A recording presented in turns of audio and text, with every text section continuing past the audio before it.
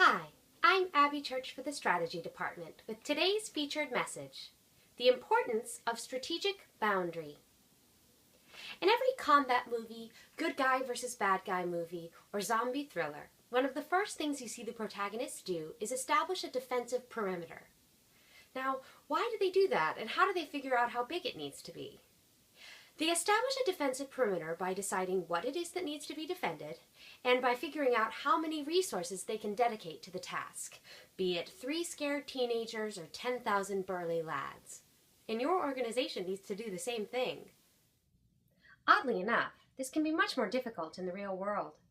Your organization needs to decide what products and services it needs to offer to be successful, but you can't offer everything, and if you offer too little, you run the risk of being insignificant in your chosen domain.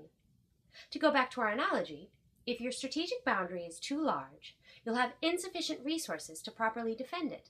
And if it's too small, your organization may be easily overrun. So here are some simple steps to get you started in building a defensive perimeter for your organization. Draw a circle. This is called the in-out circle. Inside the circle, list everything that your company does. Outside the circle, list all of the things that you have actively decided not to do. Next, draw another bigger circle around that. On this circle, write down the name of all of the organizations with which you feel you are in competition.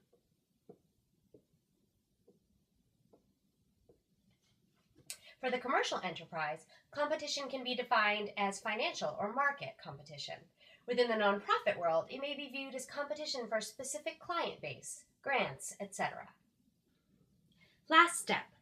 Take a look at everything in your circle and ask yourself, is there anything inside of my circle that one of the organizations I've identified on the outer circle can do significantly better than us? If this is the case, you may need to give those items some consideration.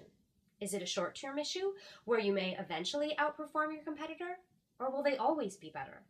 If that's the case, maybe it belongs on the outside of your circle.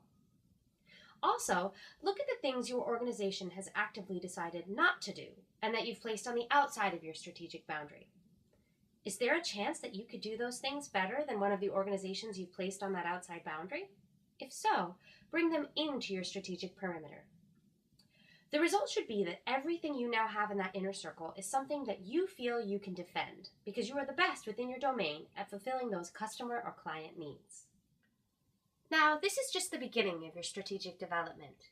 Strategy is fluid because you're not always going to be the best at the items you've listed in your circle, and market and client needs will change over time.